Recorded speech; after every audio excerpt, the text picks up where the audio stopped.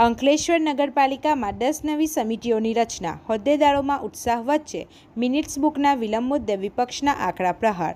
અંકલેશ્વર પાલિકાની સામાન્ય સભા ચેરમેનોની વરણીથી સભ્યો ગેલમાં. બીજી તરફ છેડછાડની આશંકા વ્યક્ત કરી કોંગ્રેસનો વહીવટતંત્ર પર હલ્લાબોલ.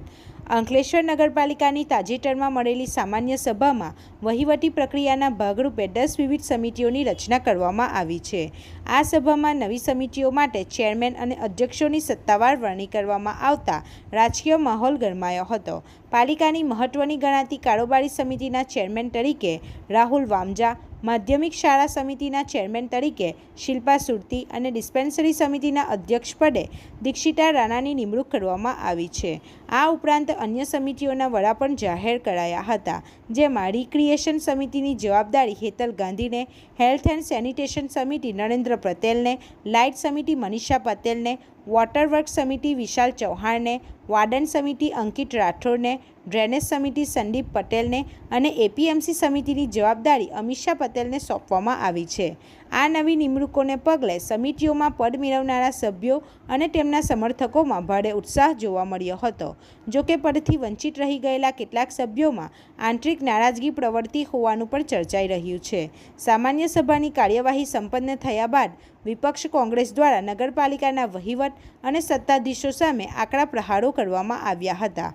કોંગ્રેસે ગંભીર આક્ષેપો કરતા જણાવ્યું હતું કે પાલિકાના નિયમ મુજબ સામાન્ય સભા પૂર્ણ થયાના 3 દિવસની અંદર તમામ સભ્યોને સભાની મિનિટ્સ બુક ઉપલબ્ધ કરાવવી ફરજિયાત હોય છે, પરંતુ અંકલેશ્વર નગરપાલિકામાં છેલ્લા કેટલાક સમયથી આ નિયમનો ઉલાળ્યો થઈ રહ્યો છે અને 3 મહિનાના લાંબા વિલંબ બાદ સભ્યોને મિનિટ્સ બુક આપવામાં આવી રહી છે. વિપક્ષે આશંકા વ્યક્ત કરી છે કે મિનિટ્સ બુક આપવામાં થઈ રહેલો આ વિલંબ તેમાં કોઈ ગેરરીતિ કે છેડછાડ થવાની શક્યતા ઊભી કરે છે.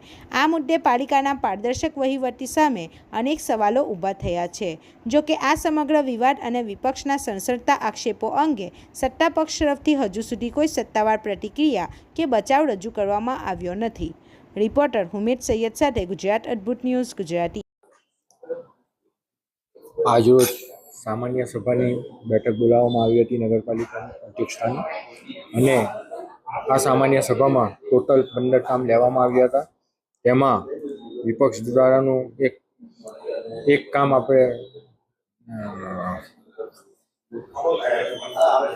આપણે દફતરે કર્યું છે.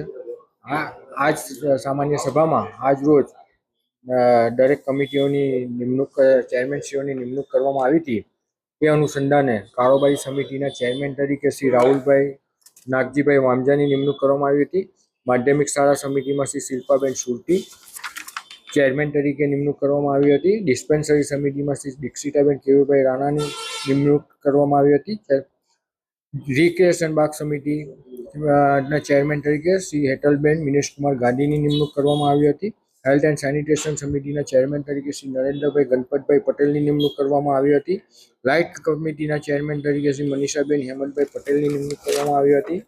વોટર વર્ક સમિતિના ચેરમેન તરીકે શ્રી વિશાલભાઈ વિજયભાઈ ચૌહાણની નિમણૂક કરવામાં આવી હતી. વાહન સમિતિના ચેરમેન તરીકે શ્રી અંકિતભાઈ ચિમનભાઈ રાઠોડની નિમણૂક કરવામાં આવી હતી. ડ્રેનેજ સમિતિની ચેરમેન પદે શ્રી સંદીપભાઈ જમવેદભાઈ પટેલની નિમણૂક કરવામાં આવી હતી. અને એપીએમસી સમિતિની એમાં શ્રી અમીષાબેન સુનિલભાઈ પટેલની નિમણૂક કરવામાં આવી હતી. આપણી આસપાસ બનતી ઘટનાના સમાચાર જોવા માટે ગુજરાત અદ્ભુત ન્યૂઝ ગુજરાતીને લાઈક કરો, શેર કરો.